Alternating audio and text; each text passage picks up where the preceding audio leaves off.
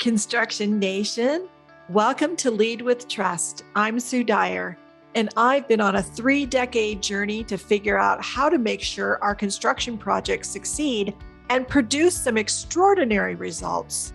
My trusted leader journey has led me to work on over 4,000 construction projects worth over $180 billion. In this podcast, I'm here to teach you everything I've learned.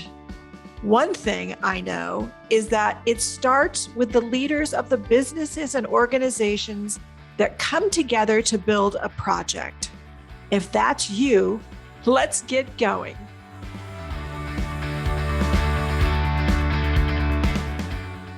Hey, Construction Nation. Do you have power imbalances on your projects within your business? Well, today we're going to look at some of this phenomenon that happens. Here's an example. The owner hired a designer to develop bridging documents. Now the designer of record is designing the facility, and the designer of record feels that at each step of the way, they are being undermined by the bridging document designer, who seems to want things the way beyond what's practical in the contract. The bridging document designer has the ear of the owner. They've worked together now for a few years on this project, and they feel that they must protect what was promised to the stakeholders. So no matter how many iterations the designer of record submits, they just can't make the bridging document designer, and thus the owner, happy. We have power imbalances all through the construction industry, both on our projects, with third parties, and within our businesses and organizations. These power imbalances really make it difficult to build a strong, cohesive team. And it takes a strong, cohesive team to create momentum and success. So today we're going to explore some of the typical power imbalances that occur. So we're going to start off by looking at power imbalances on projects. And on a construction project, the owner has most of the power. We've talked about that before here on Lead with Trust. Now, the owner, they decide what's going to be built. They decide by whom. They decide what's a change. They decide how much they're going to pay. But that is not the only power imbalance that we have on our projects. Here are 6 other classic power imbalances we must manage on our project. So we can have a power imbalance between the owner and the general contractor, and it can be in lots of different ways, from what to change to interpreting specs. We see that a lot. You can have a power imbalance between the general contractor and the subcontractors or specialty trades. Same kind of thing. It can be contract interpretation, feeling like things aren't fair, or one trades in my way. There can be lots of things around that.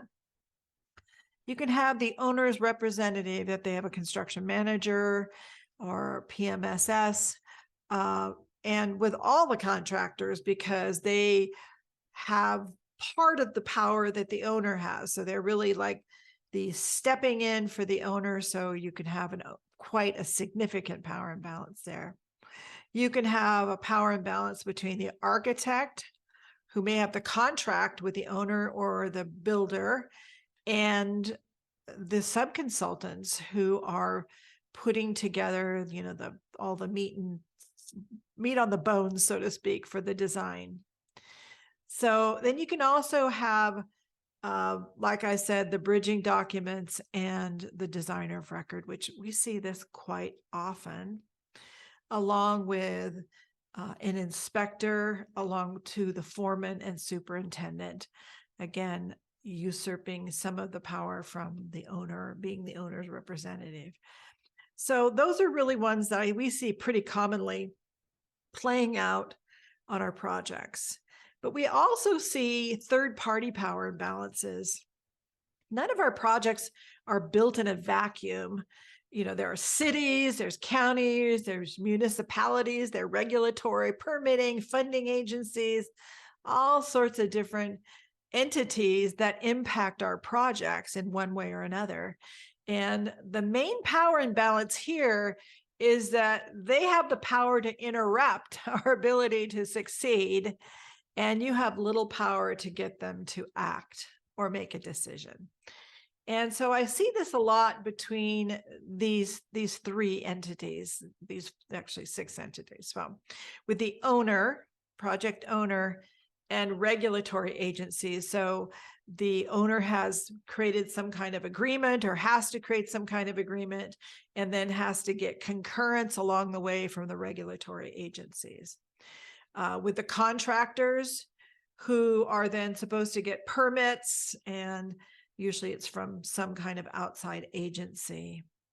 And then the owner with funding agencies. We see a lot of funding where there's multiple funding agents or agencies or people or entities, and it's not clear on who's doing what and who's really in charge.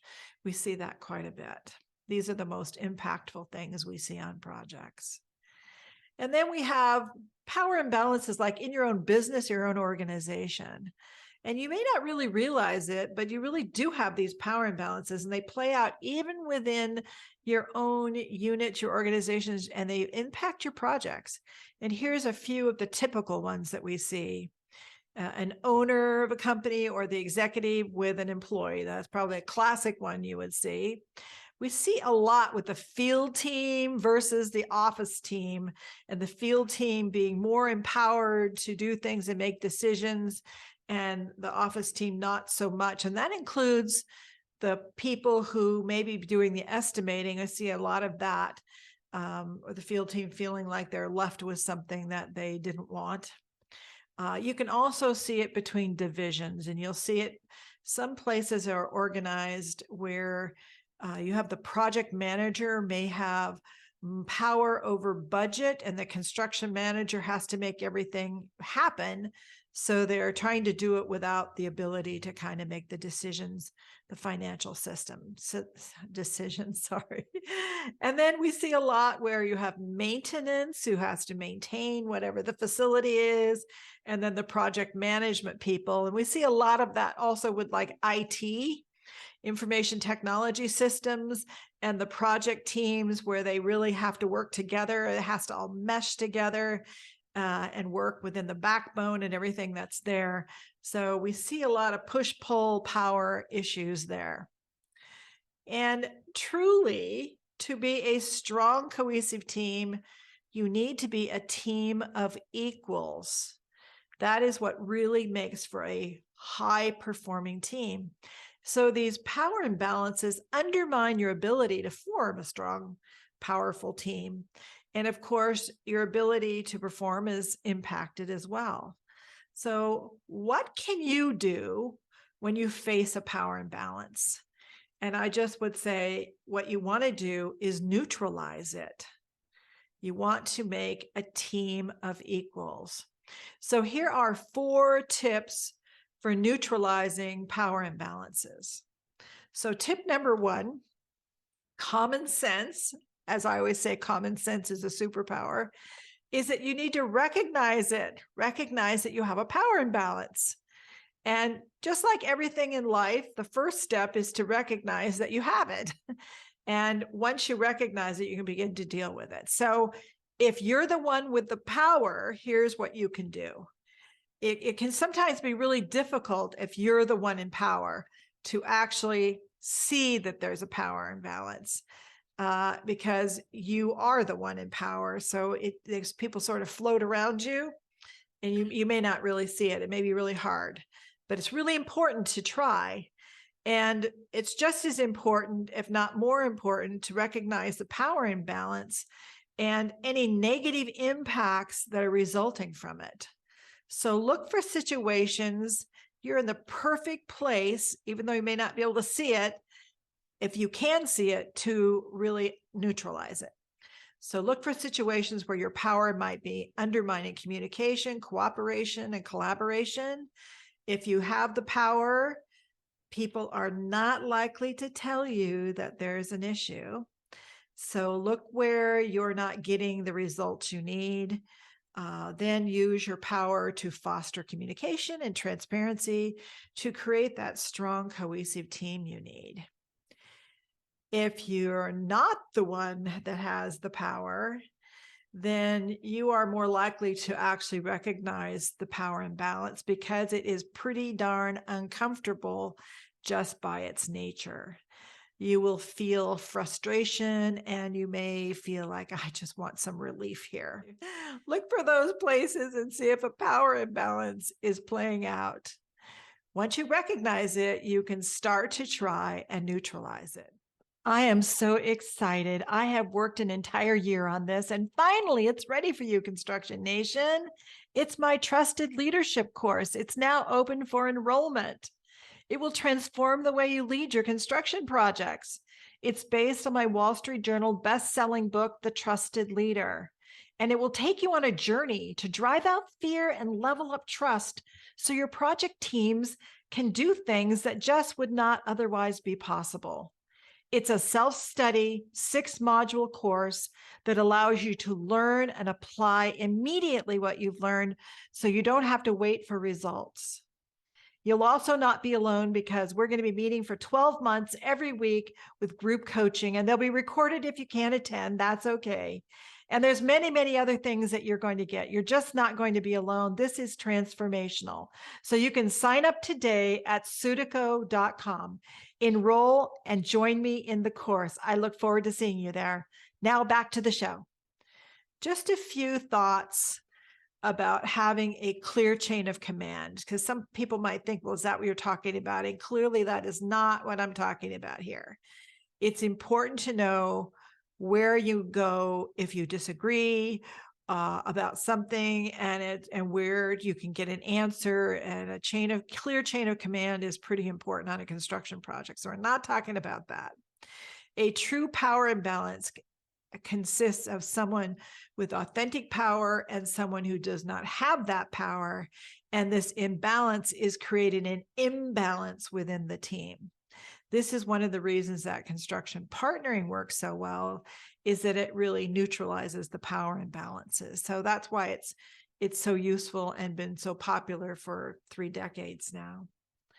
So let's move on to tip number 2, set ground rules. One of the best things you can do is really set some ground rules, and they can help you to create a way of communicating and working together as equals. And I assume everyone knows each other's roles, responsibilities, and authority level. If you don't, well, that would be one place to start, right? But if you don't have to operate in a hierarchical way, even if you are structured that way, you can act like a team of equals by setting up ground rules that develop transparency, open communication, creative problem solving, and of course, innovation. You can always step back into your traditional roles whenever it's needed, but most of the time they really aren't needed. So you're better off just operating as a group of equals. So here's some potential ground rules you might use and set for your meetings, your conversations, even your emails, whenever you're really interacting with each other. First one, everyone is created equally. And if you're actually ever trying to make a decision on something, one person, one vote is sort of a great way to do it. Next one would be there's no dumb questions or dumb ideas. You want to encourage that. Anybody sitting there not knowing what you're talking about. You have the power to make a difference. Think about that. If everyone on your team thought that they had the power to make a difference, then they'd be looking for ways they could make a difference, bringing those ideas forward, and then helping to figure out how to implement it. Listen to understand, not to debate. We've talked about that before here, but it's such a critical element. Try to understand, stop that inner judge in your head that keeps your brain from actually hearing what people are telling you. And then lastly, We are one team. The more that you can actually form and be one team, a team of equals, the more profound your difference you will make in your results. So the more that happens, the greater the momentum and the greater opportunities that will come to you. Tip number 3, foster shared problem solving and creativity. Every team and business has problems. Different people in different roles or departments often see and define a particular problem quite differently. And thus, they see the solution as being something different. So why not bring together all the stakeholders in a problem to share their different perspectives? And once they understand each other's perspective, and they will then actually more fully understand the problem, then have them co-create an agreed upon solution. This way, you really do see the big picture and you solve the problem in a way that works for everyone. And best yet, as you've heard me say before, people don't argue with what they help to create. The odds are that when they have created this solution together, it will be fully implemented and it will be much more likely to be very successful. Our last tip, tip number 4, use the power to recommend. I hear all the time from team members that say, I don't have the power to make a decision. We're just sitting here waiting. We can't get what we need. And I just try to always say, remember, you always have the power to make a recommendation. And in fact, most leaders love, love, love when their people provide a well thought out recommendation. So whenever you or your team or someone feels like they are stuck because they can't get a decision or resources or something, stop and ask yourself, what would you recommend? What is the best solution or idea or way? Then share this with the decision maker or decision makers. Some years ago, I worked with a very famous Hollywood film producer on some of his projects, and he loved to make the decisions, but he challenged his team to always give him 3 options and the ramifications for each option. And then he chose his preferred option from the 3. Never just sit there and wait. You have the power to make great recommendations. So there you have it, Construction Nation, 4 tips for dealing with power imbalances so that you can neutralize them and have a high-performing, high-trust team, even though we have daily issues that we face on our projects and we have built-in power imbalances. So until next time, take care of yourselves. I hope you enjoyed today's episode of Lead with Trust. If you did, will you do me a favor and please forward this episode to anyone you think can benefit from today's message? We're here to serve you, Construction Nation, so please give us your feedback and subscribe so you don't miss an episode. And your honest review, hopefully 5 stars, will be much appreciated. For over 100 years, construction has been a combative, adversarial place where leaders try to motivate their team to perform. Every leader who learns how to build their business and projects on a foundation of trust is going to reap the rewards of greater productivity, attracting the best of the best, enjoying your business more, and doing things that you thought were impossible. If you want to learn the secret to not having claims on your projects, I've got a brand new free masterclass for you. It's called No More Claims. And I'm really excited about this because I think it will help you tremendously in starting your trusted leadership journey. And it's free, and you can sign up today at sudyco.com/masterclass. That's sudyco.com/masterclass. And that's all run together, MASTERCLASS.